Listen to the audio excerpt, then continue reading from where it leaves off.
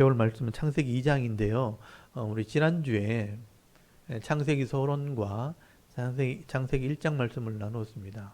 그래서 그 창세기 1장 뒷부분을 조금 더 설명을 드리고 2장을 넘어가도록 할게요. 일단 창세기는 출애굽기와 함께 레위기, 하나님과 이스라엘 백성들이 언약했던 내용에 대한 배경과 근원을 설명하고 있다라고 먼저 기억을 하셔야 돼요. 창세기와 출애굽기가 제일 먼저 기록이 되었지만 핵심은 레위기입니다. 그러니까 성경의 전체 핵심은 언약의 말씀이라고 보셔야 돼요. 언약의 말씀이 모세오경에 기록되어 있고 이 언약의 말씀이 어디서 어떤 배경을 통해 나오게 되었는가는 창세기와 출애굽기에 기록된 거예요. 그래서 우리 창세기와 출애굽기는 하나님과 언약한 이스라엘 백성들의 그 약속의 말씀에 대한 배경, 그렇게 이해하시고, 그리고 창세기는 전체 50장까지 되어 있습니다. 그래서 50장까지 되어 있는데, 그 50장을 전체적으로 좀 이렇게 머릿속에 정리를 하셔야 돼요. 크게 두 부분으로 나눠지죠. 1장에서 11장까지 압축된 역사, 12장에서부터 50장까지 이스라엘 조상들의 이야기, 4명의 족장 이야기, 그렇게 나눠집니다. 그래서 1장에서 11장까지 압축된 역사에는 어떤 내용이 기록되어 있는가? 처음에는 창조에 대한 얘기, 1장, 2장, 천지만물과 사람 창조, 창조 1장, 2장. 3장에는 타락에 대한 이야기, 죄가 어디서 나오게 되었는가? 죄라는 게 뭔가? 4장, 5장, 여자의 후손과 뱀의 후손, 죄가 퍼지는 과정이죠. 6장에서 10장까지는 노아의 시대의 홍수 심판 이야기, 죄가 한번 심판받은 적이 있다. 이 인류 역사 전체 종말적인 심판이죠. 그게 나중에 종말의 심판과 연결이 되어 있습니다. 그리고 11장에서는 이제 사람이 흩어지는 이야기, 새로운 역사의 시작입니다. 노아 홍수 이후에 노아의 아들 셈과 함과 야벳을 통해서 인류가 어떻게 퍼지게 되었는가, 이 바벨탑 사건을 통해서 설명을 합니다. 언어가 혼잡하게 되었고 거기서 민족이 또 나라가 나눠지게 되었다. 그리고 여기까지가 이제 압축된 역사. 11장에서 흩어진 사람들 중에 여자의 후손들이 어떻게 나오게 되었고 또 뱀의 후손, 사탄을 따라간 후손이 어떻게 나눠지게 되었는가 하는 것은 12장부터 설명이 되는 거죠. 그래서 그 셈의 후손 중에서 여자의 후손이 나오게 됩니다. 그래서 셈의 후손 중에 하나님이 아브라함을 선택하셨고 하나님 나라를 언약하게 되는데, 이 아브라함에게서 그 약속을 통해서 이스라엘이 나오게 된 거예요. 그 이스라엘을 통해서 첫 언약과 구원을 설명하게 되는 나라가 된 겁니다. 그래서 그 이스라엘이라는 나라가 어디서 나오게 되었는가? 아브라함에게서부터 나오게 되었다. 그게 12장부터 50장까지 내용이에요. 그 아브라함에게서 이삭이 나오고 이삭에서 야곱이 나오고 야곱의 12아들을 통해서 이스라엘이 나오게 되었는데, 이 야곱의 가족이 그 죄를 상징하는 함의 아들 애굽에 들어가게 되었다. 그래서 창세기 50장이 끝나면 아브라함의 아들들이 하나님과 언약해서 애굽에 들어가는 것으로 끝이 납니다. 그래서 출애굽기부터는 그 애굽에서 나오는 이야기가 나오고 시내산 가서 언약하는 이야기가 나와요. 그 출애굽하는 나오는 얘기가 출애굽이고요. 시내산 가서 언약하는 내용이 레위기 말씀이 되는 겁니다. 그래서 이렇게 전체가 한 스토리, 한 이야기로 이해가 되어야 돼요. 그래야 레위기가 뭔지를 알게 되는 겁니다. 그래서 오늘 이 창세기에 대한 부분은 근원을 설명하는 것이고 역사적 배경이기 때문에 그 핵심적인 내용만 잘 이해하시면 됩니다.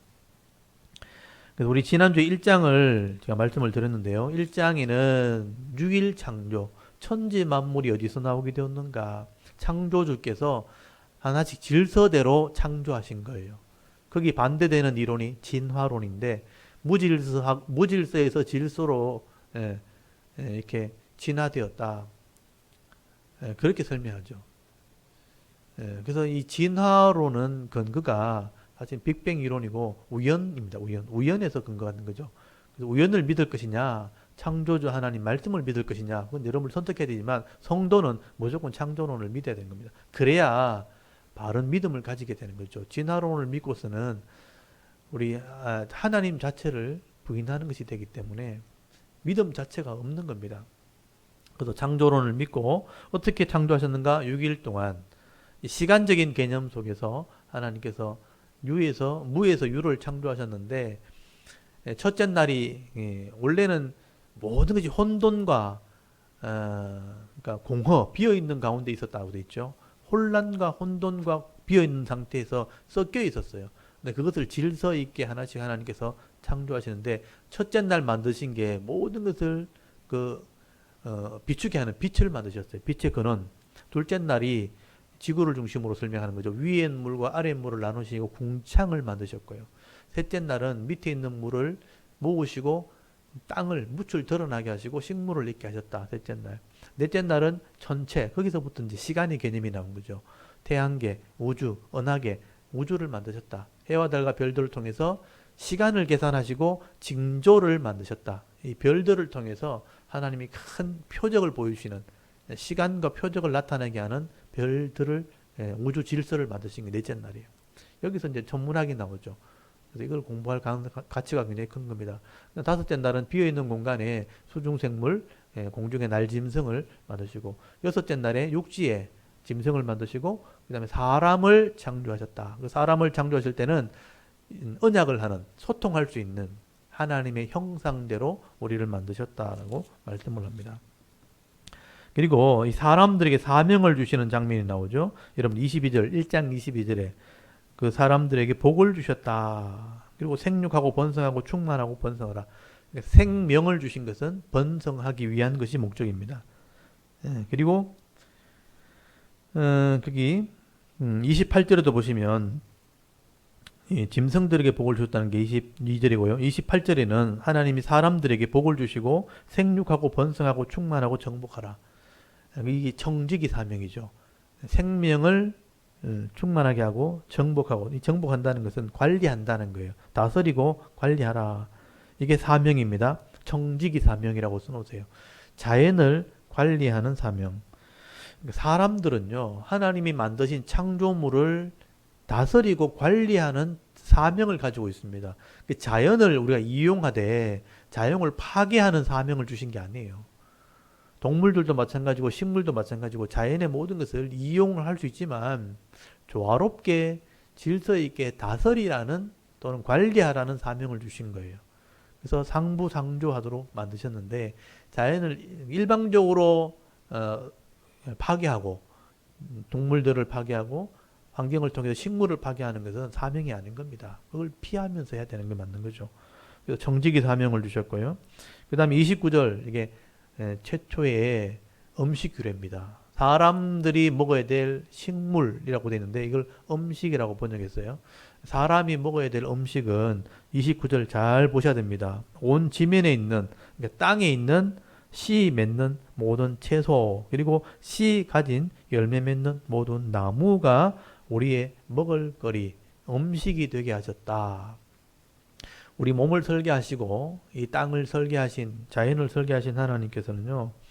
우리 몸에 맞는 음식을 미리 준비해 주셨다는 거죠. 이게 씨라는 표현 그리고 채소라는 표현 이게 또 열매라는 표현 나무라는 표현을 잘 보셔야 돼요. 그러니까 식물 속에 있는 땅에서 나오는 채소하면 뿌리식물, 줄기식물, 이파리식물 다 포함되죠. 땅 밑에 있는 뿌리식물, 줄기식물, 이파리로 나오는 거기서 나오는 열매 그리고 씨 각종 씨가 사실은 우리의 영양분입니다. 그리고 나무가 되죠. 나무에서 나오는 모든 영양분들을 우리가 섭취할 수 있었어요. 근데 이게 노아 홍수 심판 이후에 땅이 다 변동하고 자연이 파괴되면서 지구의 70%가 물에 잠겼고요. 겨우 남아있는 땅의 일부만 식물이 남아있게 된 거예요. 그래서 모든 영양소를 섭취할 수 있는 식물이 거의 다 파괴되었기 때문에 지금은 노아 홍수가 나중에 나옵니다만은 홍수 이후에는 식물만으로는 영양분이 부족하게 된 거예요. 그래서 동물을 식물로 허용하시는 장면이 나옵니다. 동물을 일부 먹되 필요한 단백질 부분 거의 다 모든 영양소는 있지만 식물에 단백질이 부족해요. 그래서 단백질을 섭취할 수 있는 그 정도의 동물을 허락하신 거예요. 우리 동물을 많이 먹으면요 결국은 우리 몸에 좋지 않습니다. 그래서 그런 부분 동물을 섭취할 때 대부분의 것을 다 제거하고 단백질을 먹으라고 하나님께서 허락하신 거예요. 그래서 창세기 9장에 또다시 음식 규례가 나오고요. 그리고 최종적으로 레위기 11장에 음식 규례가 나옵니다. 그래서 이 세 부분을 참조하시면서 우리의 음식이 우리 몸을 만든다. 그래서 몸이 건강하게 되는 원리가 성경에 있다 하는 것을 먼저 기억하셔야 돼요. 그래서 창세기 1장 29절에 음식 규례를 먼저 체크해 놓으셔요. 우리 대부분의 지금 음식을 판매하는 몸에 좋다, 뭐 살 빠진다 하는 음식을 보면 대부분 다 식물입니다. 그래서 그 식물의 모든 영양분이 원래 있었다는 것, 그 땅에 있는 식물을 잘 섭취하는 것이 원래 우리 음식이다 하는 것을 먼저 기억을 하시면 좋겠습니다. 그 다음에 30절에는 동물에 대한 음식이 나오죠. 풀은 풀, 녹색, 푸르다는 것은 녹색으로 된 식물, 식물을 이제 이걸 풀이라고 하죠. 풀. 그러니까 채소와 풀은 다른 거예요. 채소는 사람이 먹는 것이고 풀은 짐승이 먹는 겁니다. 그래서 사람들은 이게 풀과 채소가 구분이 안 가요. 밭에 심어놓으면 뭐 산에 이렇게 풀 나면 뭐 이게 먹을 것이 구분 안 가지만 짐승들은 자기 음식 다 구분합니다. 사람들이 밀어내가지고 독초 먹고 독버섯 먹고 막 엎어지고 자빠지고 이렇게 하지 동물들은 잘합니다. 사람이 미련해진 거죠. 참 아둔해진 건데 그래서 이거를 잘 구분해서 음식을 먹어야 몸도 건강하고 강건한 삶을 살 수 있다 하는 걸 기억하시면 좋겠습니다. 그리고 31절에 여섯째 날이 지났다. 요걸 6일 창조라 그래요. 그래서 6일 동안 하나님께서 이 천지 만물을 창조하셨고 그 다음에 2장에 올라가면 천지와 만물이 다 이루어지니라 하고 2절에 보면 일곱째 날 하나님이 하시는 일 일곱째 날을 마치시니 그가 하시는 모든 일을 거치시고 일곱째 날 안식하시니라. 여기 안식이라는 걸 동그라미 쳐놓으세요. 하나님이 안식하셨다. 일곱째 날이란 하는 날을 하나님 정하시고요. 안식하셨다고 성경에 기록해 놓은 것은 이게 세계의 기준이 된 거예요. 그래서 자연의 기준, 자연 원리의 기준이 7일입니다. 그래서 3절에 보시면 하나님이 그 일곱째 날에 복되게 하셨다. 여러분 일곱째 그 날을 복되게 하신 거죠. 복이 있는 날입니다. 왜냐하면 안식하는 날이기 때문에. 그래서 안식이란 말이 굉장히 중요한 거예요. 안식이란 말은 여러분 쉰다는 뜻이에요. 이 일을 멈추고 하나님이 분명히 그랬죠. 창조하시는 일을 멈추고 그리고 안식하셨다. 쉬셨다. 이 날이 복된 날이다 라고 말씀하셨어요. 그리고 거룩하게 하사. 여러분 거룩한다는 것은 다른 날과 구별했다라는 의미예요.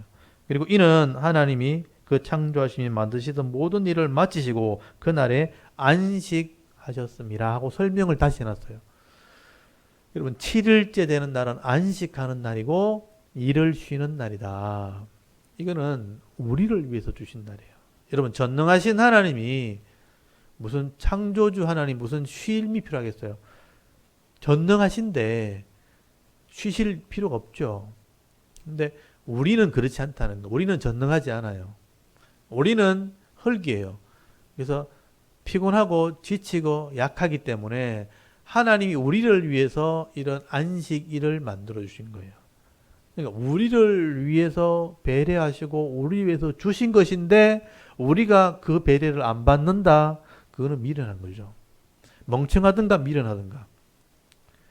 그래서 여러분 주일은 일주일의 하루는 쉬는 겁니다. 그게 자연의 원리요.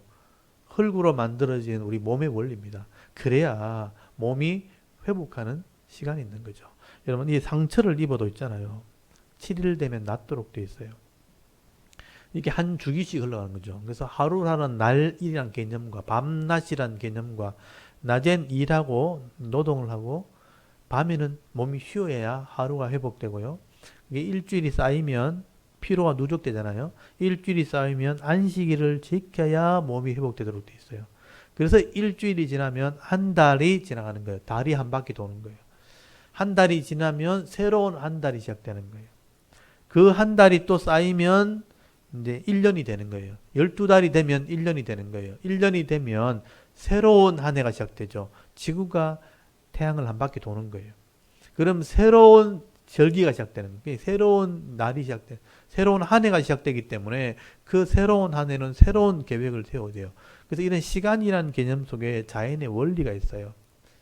원리를 맞추어서 몸이 이렇게 따라가야지만 제일 건강하게 되는데 그게 깨어지면 우리 동양의 식으로 얘기하면 음양의 질서가 깨어지고 이렇게 몸의 이 밸런스가 깨어지고 이 질서가 깨어지면 밤낮이 바뀐다든지 또는 일주일 동안 쉬지 않고 막 이렇게 뛰어다닌다든지 1년이란 개념 없이 시간을 보내버리면 나중에 내 모든 질서와 밸런스가 깨지는 거예요. 그래서 마음도 불편해지고 몸이 약해지는 자연 속에 사는 사람들은 그런 질서 속에 살도록 되어 있는 겁니다. 그래서 예전에는 몰랐는데 과학이 발전하면서 이런 것들이 질서가 있다는 걸 알게 된 거죠. 그래서 동양 쪽에서도 음양의 질서를 얘기하고 서양 쪽에서도 이 바란스를 얘기한다. 몸의 질서를 얘기한다고요. 이게 균형이 깨어지기 시작하면 결국은 몸도 망가지고 마음이 불안해지는 거예요. 그래서 이 안식이라는 개념은 굉장히 중요하고요. 첫 번째가 우리 인간을 위한 하나님의 배려. 그러니까 안식은 쉬는 날인데 뒤집어서 얘기하면 회복되는 날.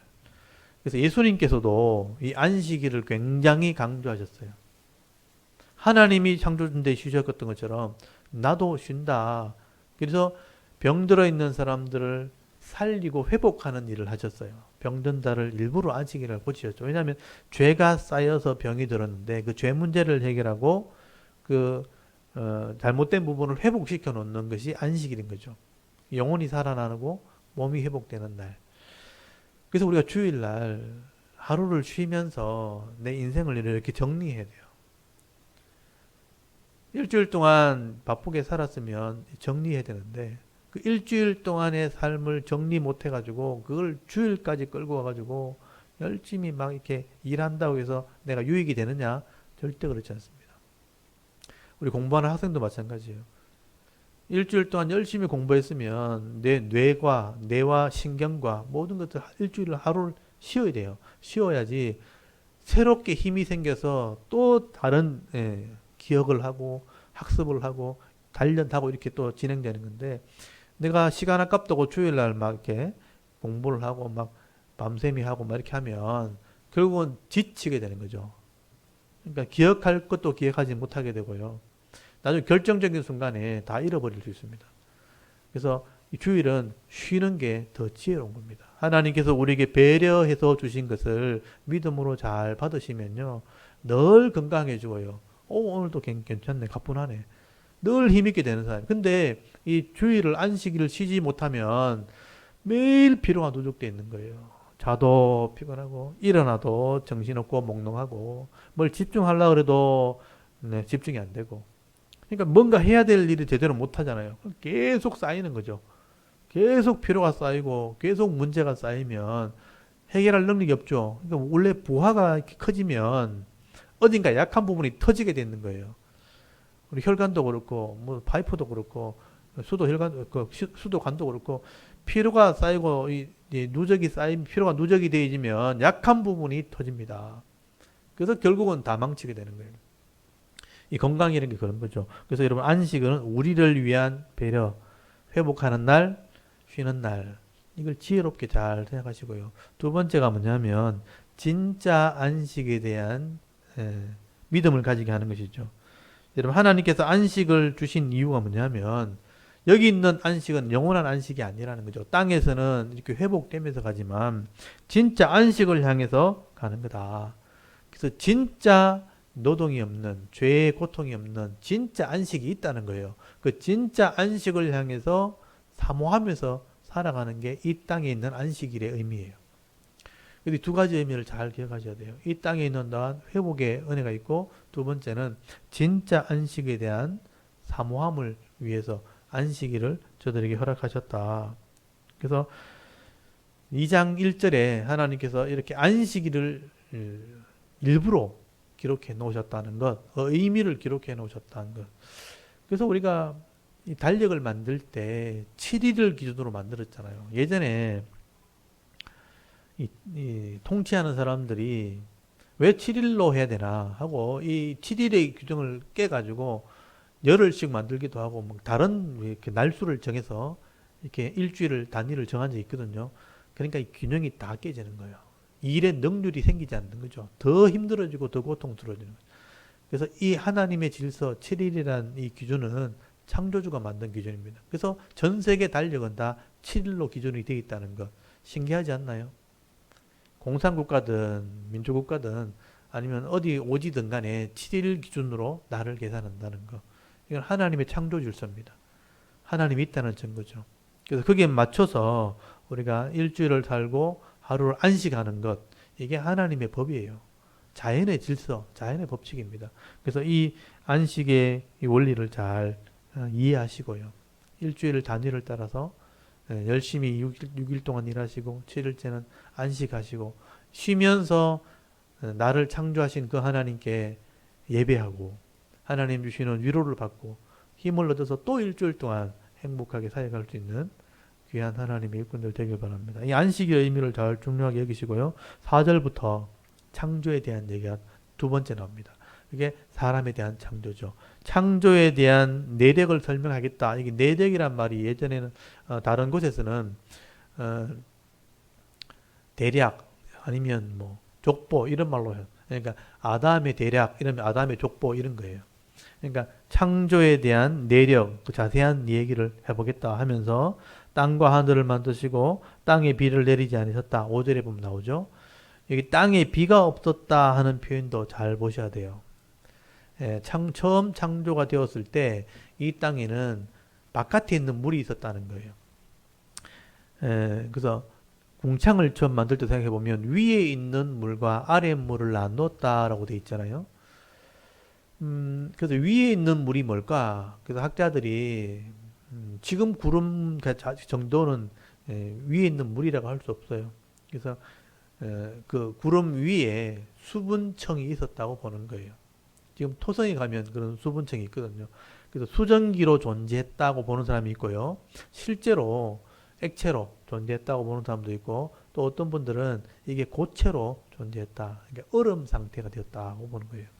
그래서 이제 최근에 와서 대부분 학설이 얼음 상태였을 것이다. 지금도 북극에 가면 이런 것들이 이제 얼음 상태로 존재하는 게 있습니다. 그러니까 이 대기권 밖으로 나가면 거기서 기온이 낮기 때문에 얼음층으로 이게 존재를 하는 거죠.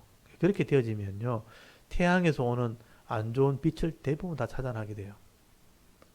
그래서 온도가 일정하게 되어지는, 그러니까 비닐하우스 효과가 있는 거예요. 그래서 여러분 농사를 지을 때 우리가 비닐하우스를 치는 이유는 땅의 지면의 온도를 일정하게 하기 위해서거든요.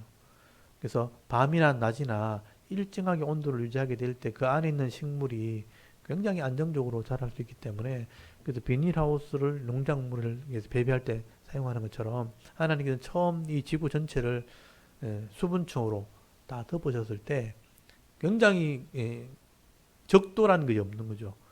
북반부나 중앙부나 적도이나 남반부 전체가 그런 기온을 가지고 있었다. 그래서 전체가 다 푸른 지구가 된 거예요.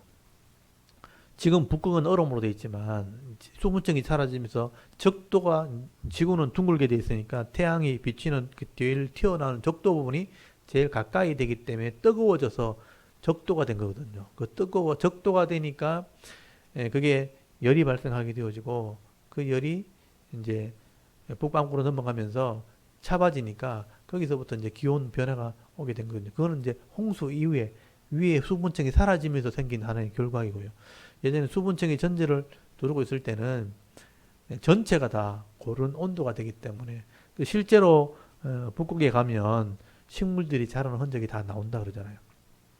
갑자기 얼었기 때문에 비강기가 오는 바람에 농화홍수 이후에 비강기가 오면서 급속도로 기온이 낮아졌기 때문에 대부분의 큰 짐승들이 먹이 사슬 때문에 다 멸종을 하게 됩니다. 그래서 공룡 같은 짐승들이 홍수 이후에 다 멸종이 되거든요.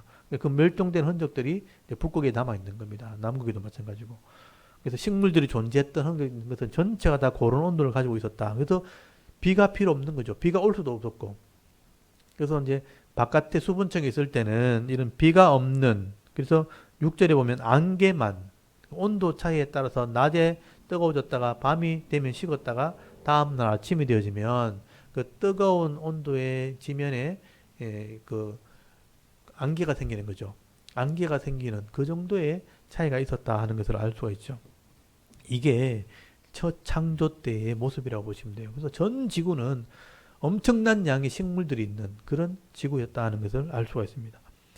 그래서 지금의 그 산소 농도나 이런 게 조사를 해보면요. 그 창조 때의 산소 농도가 지금 농도보다 훨씬 더 높죠. 산소의 농도가. 그러면 인간의 수명도 훨씬 길어질 수 있다는 이제 증거들이 나와 있죠. 과학적으로. 그래서 식물들이 굉장히 많은 그런 상태였다는 것을 우리가 알 수가, 이 성경 구조를 통해서 알 수가 있는 거죠. 그리고 7절에 보시면 사람의 창조 얘기가 나오는데 여호와 하나님이 땅의 흙으로 사람을 지으시고 생기, 요 생기란 표현을 잘 보시고요. 그러니까 생명들이 있는 호흡이란 뜻이에요. 기자라는 것이 호흡이란 뜻이거든요. 그래서 생명들, 살아있는 생명은 복수로 돼 있어요. 생명들이 있는 호흡이란 뜻입니다. 그래서 그 생기를 흙으로 지은 사람의 코에 불어 넣으시니 사람이 생령이 되었다. 살아있는 생자는 살았다는 뜻이고요. 영이라는 것은 네페시라는 것은 영혼이라는 뜻이에요. 그 살아있는 영적인 존재가 되었다라고 보면 돼요. 그래서 흙으로 만들어진 이 사람에게 호흡을 불어 넣으시니까 살아있는 생명이 있는 호흡을 불어 넣으시니까 살아있는 존재가 되었고 영적인 존재가 되었다. 이때부터 영혼이 들어갔다고 보셔야 돼요. 그래서 살아있는 영적인 존재가 되었다. 이게 사람 창조입니다. 아담을 창조했을 때 모습이고요. 8절에 보시면 에덴 동산의 모습이 나오죠. 여호와 하나님이 동방에 에덴에 동산을 창설하셨다. 그리고 그 지으신 사람을 거기 두셨다고 되어 있죠. 그리고 여호와 하나님이 그 땅 보시기에 아름답고 먹기 좋은 나무가 나게 하시니 동산 중앙 그 가운데에 생명나무를 지으시고 생명이 있는 나무인데 생명이 있게 하는 나무, 생명나무 이게 나중에는요 영생을 상징하는 나무입니다. 그리고 선악을 알게 하는 나무 이게 계약을 위한 나무예요. 선악을 알게 하는 나무가 있게 하셨다. 그래서 동산 주강에는 두 개의 나무가 있었어요. 생명나무와 선악을 알게 하는 나무. 이게 나중에 언약하는 도구로 쓰임받게 되는 겁니다. 뒤에 좀 더 설명할 거고요. 그 다음에 10절에 보면 에덴 동산의 특징을 설명하는데 네 개의 강이 있었다. 그래서 에덴에는요, 거기 강이 에덴에서 흘러나와 동산을 적시고 거기서부터 갈라져 네 근원이 되었다고 돼 있죠. 네 개의 에덴 동산에서 네 개의 강으로 나눠지게 되는데요. 11절에 보면 첫 번째가 비손, 넘쳐 흐른다 뭐 이런 뜻이에요. 금이 있는 하윌라 온 땅을 둘렀으며 그래서 금이 많은 것이 특징이죠. 그리고 그 땅의 금은 순금이요. 그곳에는 베델리엄과 호마노도 있으며 이 베델리엄이라는 것은 거기 4번에 진주라고 돼 있죠. 사실은 이제 이게 식물에서 나와서 이렇게 굳어지는 그런 향을 내는 그런 것을 의미합니다. 그리고 마노 이게 보면은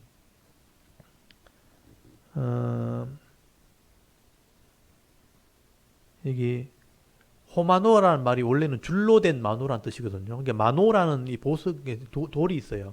이렇게 연말을 하면 굉장히 반짝거리는 돌이 있는데 이 마노라는 돌이 있어요. 그 돌로 유명한 곳이 이 비손강 근처였다. 그래서 이 부분은 지금 아랍 지역으로 보통 알려져 있거든요. 그리고 일단 이런 첫 번째 강이 비손이었다. 그리고 13절에 보시면 둘째 강은 기혼강이다. 터져 나온다. 뭐 이런 뜻인데요. 이 구스 온 땅을 둘렀다라고 되어 있죠. 그래서 이 구스는 지금 에티오피아를 말하죠. 그래서 기혼강이 있었고요. 14절에 보시면 셋째 강은 히데겔이라고 되어 있죠. 급류라는 뜻입니다. 아수르 동쪽으로 흘렀으며 넷째 강은 유브라데 강이다.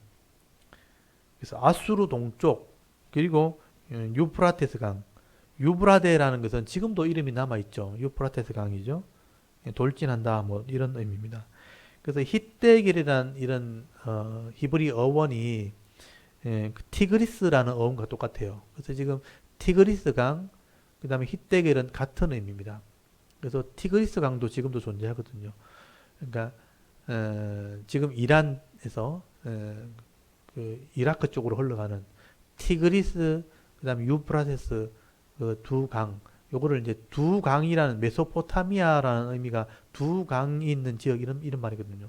그 메소포타미아 지역을 의미하는 겁니다. 그래서 이 에덴 동산의 특징은 네 개의 강으로 설명이 되는 거예요.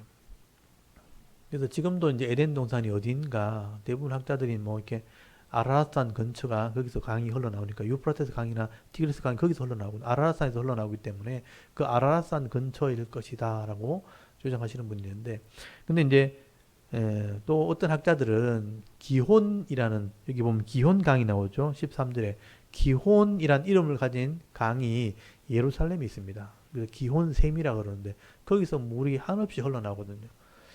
그래서 이제 이건 지구에 이게 홍수 때 이렇게 지각이 변동되었을 때 이렇게 많이 이동을 해서 그렇지, 실제로는 이 예루살렘이 에덴이었을 가능성이 많다. 그렇게 이제 주장을 합니다. 왜냐하면 이 땅이 나중에 회복되어질 때 예루살렘 성전이 있는 곳에서 생수가 흘러나오고 거기서 생명나무가 있게 되는 것을 설명하거든요. 여러분, 죄 문제를 해결하는 곳이 바로 예루살렘이죠.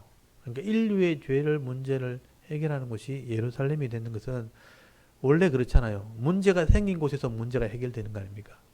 그래서 대부분 이제 예루살렘에서 문제가 생겨서 예루살렘에서 해결되는 그곳, 그것이 바로 에덴 동산이었을 거다. 그래서 기온샘을 기준으로 설명해서 에덴 동산은 예루살렘일 것이다. 그래서 예루살렘이라는 곳을 하나님께서 굉장히 주목하시는 것도 그 이유 중에 하나일 겁니다. 그래서 이거는 뭐 나중에 더 연구할 의미가 있기 때문에 일단 기억해 두시고, 네 개의 강이 에덴 동산의 특징이다 하는 것을 기억하시면 좋겠습니다. 그리고 15절부터 보시면 여호와 하나님이 그 사람을 이끌어 에덴 동산에 두고 그것을 경작했다. 이게 노동한다, 섬긴다, 일한다는 뜻이에요. 하며 지키게 하셨다. 이게 청지기 사명이죠. 그리고 나서 16절, 17절은 여기 박스를 딱 쳐놓으시고 하나님과의 언약이 나옵니다. 하나님께서 왜 아담에게 이 에덴 동산을 주셨는가? 하나님과의 계약을 통해서 이걸 주신 겁니다. 그래서 아담은 피조물이고 창조된 존재이기 때문에 권한이 없죠. 그렇지만 하나님께서 전능하신 하나님의 권한을 가지고 동일한 위치에서 계약을 맺게 되죠. 그래서 아담에게 하나님이 가진 것을, 모든 것을 누릴 수 있도록 계약의 조건을 맞춰 주십니다. 이건 엄청난 은혜라고 하죠. 은혜고 하나님의 사랑입니다.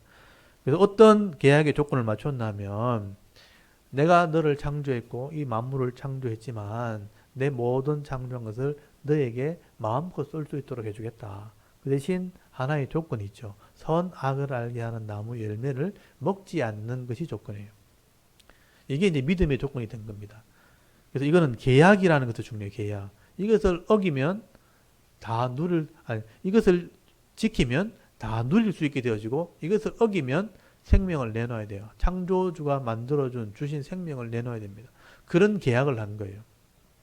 그래서 16절을 잘 보시면요.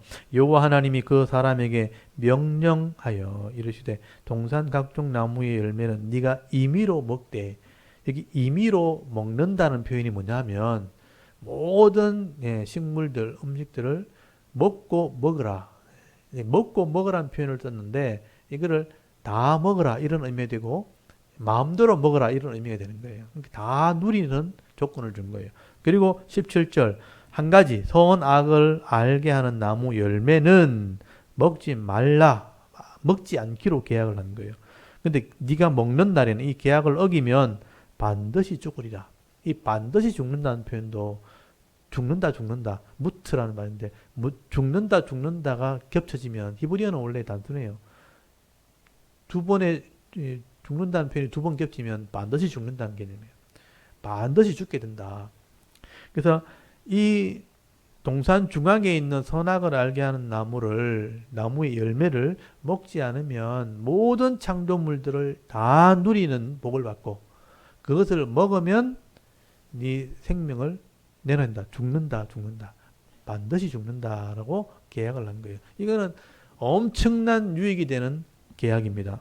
그래서 이게 왜 계약인지를 성경에 설명을 해놨는데, 여러분 거기 호세아 6장 7절이라고 써놓으세요. 호세아 6장 7절이라고 써놓으시고, 여러분 호세아 6장 7절, 호세아 선지자가 설명하는 부분을 한번 읽어보겠습니다. 호세아서 6장 7절 한번 찾아보십시오. 호세아서 6장 7절에 써놨으니까 이게 아무도 모르죠. 안 읽어보면.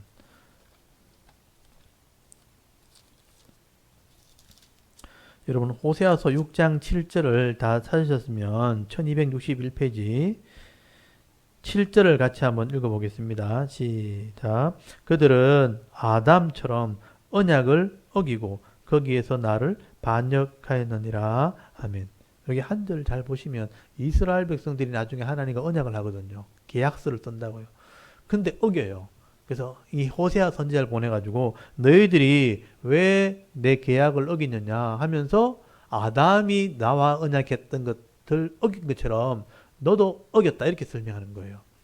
그걸 읽어보면 아담처럼 언약을 어기고 그랬으니까 아담이 언약을 했다는 얘기잖아요. 아담이 하나님과 언약, 계약을 했다. 그래서 그게 16절, 17절, 창세기 2장 16절, 17절 여기다 언약이라 써놓으셔야 돼요. 말씀 언자에 약, 묶을 약자. 아담과 하나님이 같은 조건에서 이 말씀으로 묶였다. 이 말씀대로 하기로 했다. 그게 계약이에요. 하나님은 법이시기 때문에 법대로 하기로 계약된 거예요. 아담이 이 법을 지켰다면 지금도 이것을 다 누리고 있을 것이고요. 아담이 어겼기 때문에 생명을 내놓는 죽음에 이르게 된 거예요. 여러분 실제로 아담이 사단에게 속아가지고 하와와 함께 선악을 알게 한 나무 열매를 먹어버렸잖아요. 계약을 어겼으니까 하나님 법대로 어떻게 돼요? 죽게 하는 거예요. 죽는 존재가 돼버린 거예요. 죽는 존재가 되니까 이 땅에서 하나님 영원히 누리도록 되어 있었던 존재가 죽음 아래 들어가는 존재가 돼. 다 잃어버리게 된 존재가 됐죠. 그래서 하나님께서 이 죽음의 문제를 해결하기 위해서 다시 계약을 하신 것이 살리는 계약을 하게 된 거예요. 그래서 계약을 통해서 내가 이 죄 문제를 해결하고 죽음으로 들어간 존재를 내가 생명의 존재로 내가 바꿔놓겠다 하고 써놨는 게 창세기부터 요한계시록까지 얘기해요. 근데 이걸 아무도 믿을 수 없고 이해할 수 없잖아요. 그래서 성경이라는 곳에 써놓은 거예요. 그리고 역사라는 것을 통해서 증명해 놓은 거예요. 그래서 성경을 읽고 역사를 통해서 확인해야지만 이 하나님의 계획이 맞구나. 이 계약이 이루어졌구나 하는 것들 알게 되고 믿게 되는 겁니다. 이걸 믿어야 여러분 구원을 받게 되는 겁니다. 그래서 이 계약이 그대로 실현되는 바람에 아담이 죽게 되었다 하는 것을 알게 되는 거죠. 이 계약을 잘 이해하셔야 됩니다. 그래서 아담이 지금 언약하는 것은 창조주에게 모든 것을 다 얻게 되는 언약이기 때문에 엄청난 복이죠. 그래서 여러분 아무것도 없는 사람에게 이걸 다 주기로 계약하고 하는 것은 고난을 준 거나 마찬가지예요. 제가 이것을 설명하려고 이렇게 아파트를 많이 설명을 합니다. 내가 집이 없는데 집을 가진 사람이 내게 집을 살 수 있는 기회를 준다는 거죠. 집이 4억이에요. 근데 내가 살 돈이 100만 원밖에 없는 거예요. 근데 주인이 100만 원 받고 4억짜리를 주겠다고 하는 거예요. 그럼 엄청난 이제 고난을 준 거거든요. 그래서 계약서를 쓰는 겁니다. 그래서 계약서를 써서 100만 원만 줘도 내가 4억짜리를 얻을 수 있도록 누릴 수 있도록 계약서를 써주는 거죠. 그렇지만 계약을 어기면 다 내놔야 된다. 그렇게 계약서를 썼다는 거죠. 그거는 사는 사람 입장에서는 엄청난 그게 복이 되는 거예요. 복. 이게 하나님의 배려가 되는 것이고 그것이 긍휼이 되는 것이고 사랑이 되는 겁니다. 그 사랑과 배려를 가지고 언약하는 것은 그게 은혜고 그걸 받아들이면 믿음이 되는 겁니다.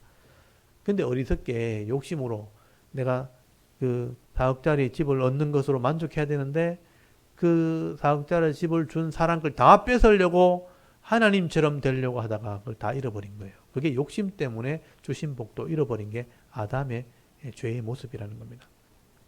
그래서 하나님께서는 이런 언약을 통해서 아담에게 복을 주셨다. 선악과 왜 만들었냐 이런 말 할 필요 없고 그건 이해를 못하기 때문에 선악과 괜히 만들어가지고 왜 죽게 만들었냐 그거는 이해를 못하기 때문에 그런 질문하는 거예요. 이거는 법적인 관계를 설명하는 거예요. 여기서 뭐 선악과 왜 만드는다 이런 말 할 필요가 없죠.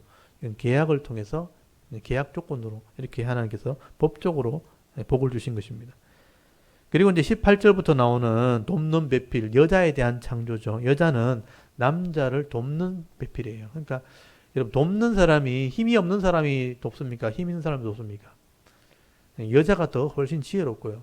똑똑하고 힘도 있는 거예요. 그래서 도와줄 수 있는 거죠. 이 돕는 배필을 하나님 만드신 거예요. 그래서 19절에 흙으로 짐승을 만드셨던 것처럼 아담에게 이름을 짓게 하셨다. 이름을 짓는 중에 배필, 자기는 배필이 없는 거죠. 없는 걸 보시고 하나님께서 만드십니다. 20절에 보시면 아담이 모든 가축과 공중의 새와 들의 모든 짐승에게 이름을 주시니라. 아담이 돕는 배필이 없으므로 여호와 하나님이 아담을 깊이 잠들게 하시고 잠들게 하셨다는 걸 마취한 거죠. 그래서 하나님께서 마취하게 하셔서 갈빗대를 빼서 수술하신 거죠. 갈빗대를 빼서 대신 채우시고 또 그 갈빗대로 다른 뼈대를 만드셔서 흙을 채우셔서 여자를 만드셨죠. 그래서 이 아담이 잠든 상태에서 그 아담의 뼈에서 또 다른 뼈대가 나오고 거기서 또 다른 살을 채워서 여자가 된 겁니다. 그래서 아담에게서 여자가 나온 거예요. 그래서 남자에게서 여자가 나와서 아담의 뼈에서 아담의 살에서 또 다른 여자가 나왔기 때문에 아담이 깨어나고 보니까 여자가 서 있는 거예요. 그래서 아담이 첫 고백이 뭐냐면 23절에 아담이 이르되 이는 내 뼈 중에 뼈요 살 중에 살이라. 이것을 남자에게서 취하였은즉 여자라 부르리라 하니라. 남자에게서 이 하와가 나왔기 때문에 여자라. 그러니까 한국말로 읽으면 남자 여자지만 히브리 원어에 보면 이쉬 아담이란 이름이 있고 이쉬라는 게 남자라는 뜻이거든요. 이쉬에서 이샤가 나왔다 이렇게 돼 있어요. 똑같은 말이에요. 이쉬에서 이샤가 나왔다. 남자에게서 여자가 나왔다. 이게 아담의 첫 고백이었어요. 내게서 여자가 나왔구나. 하나이구나 이런 뜻입니다. 그래서 원래는 하나라는 거죠. 그래서 24절에 이러므로 남자가 부모를 떠나 그 아내와 합하여 둘이 한 몸을 이룰지로다. 아담과 그의 아내 두 사람이 벌거벗어서나 부끄러워하지 아니하니라. 이걸 가정이라 그러죠. 하나님이 최초로 두 남녀를 만드시면서 가정을 이루시면서 앞으로는 이 자녀가 나오면 부모를 떠나서 이렇게 부부가 되는 거다. 가정이 되는 거다. 이 부부는 벌거벗었지만 부끄러워하지 않는다. 그래서 아내와 합하여 둘이 한 몸이 된다. 한 살이 된다. 이런 의미거든요. 하나가 되는 존재가 된 거예요. 이게 이제 신비로운 거죠. 두 생각이, 두 사람이, 이렇게, 다른 마음을 가진 사람이 하나가 되어지고, 이제는 벌거벗었으나 부끄러워하지 않는, 그게 부부다, 가정이다, 사랑이다 하는 것을 말씀을 하게 됩니다. 그래서 하나님께서 이렇게 해서 여자를 만드셨다. 이게 창조에 대한 얘기입니다. 천지 만물과 사람 창조와 그리고 여자의 창조, 그리고 가정의 창조. 이게 천지 만물과 사람의 창조에 대한 이야기입니다. 하나님께서 이렇게 사람을 만드셔서 사명을 주신 거죠. 이 땅을 다스리고 잘 관리하고 번성하고 번창하는. 그래서 두 부부 사이에도 가정을 통해서 자녀들이 많이 생산될 수 있도록 번성하고 번창하는 게 생명의 사명을 주신 하나님의 원래 뜻이었습니다. 근데 이제 이런 가정에서 하나님의 사랑과 하나님의 풍성한 은혜가 임하게 되어질 때 이 은혜와 사랑을 시기하는 존재가 있어요. 그게 바로 사탄입니다. 사탄. 이 사탄이 하나님처럼 되려고 하다가 타락하게 되었고 이 하나님께 복을 받은 아담과 하와 에덴 동산을 복을 부러워하면서 그걸 파괴하는 존재로 나타나게 되죠. 그게 3장에 대한 얘기입니다. 그래서 우리 창세기 2장과 창세기 3장에 이제 사탄이 등장하게 되는데 그 사이에는 원래 이 천사였던 존재가 사탄이 되는 과정이 있거든요. 그게 영적인 타락인데 그거는 다른 성경에 기록되어 있습니다. 그거는 다음 주에 제가 말씀을 드릴게요. 그래서 사탄이 먼저 생겼고 사탄이 하나님과 계약을 통해서 복을 받은 이 사람들에게 복을 파괴하려고 개입을 하게 되죠. 그게 죄의 문제로 드러나게 된 겁니다. 하나님과의 계약을 파괴하게 될 때 그게 죄가 됩니다. 그래서 이 죄라는 말이 하말티아라는 말인데요. 어떤 정당한 계약에서 벗어났다. 어떤 화살을 쏘았을 때 그 관역에서 벗어나 버렸다. 못 미치게 되었다. 아니면 지나쳐 버렸다. 이 관역에 맞지 않았다. 이 계약에서 빠져나가는 것, 그게 죄입니다. 죄. 이 죄를 처음으로 설명하게 돼요. 죄가 어떻게 나오는지를 설명하게 되는 게 3장인데 그거는 제가 다음 주에 설명을 드리도록 하겠습니다. 오늘은 하나님의 창조 세계 속에 가정에 대한 창조, 남자와 여자에 대한 창조, 그 안에 언약, 하나님이 언약을 통해서 이 땅의 모든 것을 누릴 수 있는 원래 천국의 모습이죠. 원래 천국의 모습을 우리들에게 허락하셨다. 계약을 통해서, 법적인 관계를 통해서 그것을 지켜나가는 것을 믿음이라고 하는 거예요. 그 변하지 않는 계약을 믿을 때 이 천국을 누릴 수 있는, 하나님 주신 걸 누릴 수 있는 존재였는데 그것이 깨어지면서 죄가 들어오게 된 겁니다. 그런 과정을 이해해야지만 이 땅이 왜 불합리한지, 왜 죄악 때문에 고통이 왔는지, 왜 죽음이 왔는지도 이해하게 되는 것이죠. 그건 다음 주에 설명을 드리도록 하겠습니다. 오늘 2장까지 한번 이제 본문을 읽어보면서 읽고 나서 기도를 좀 하도록 하겠습니다.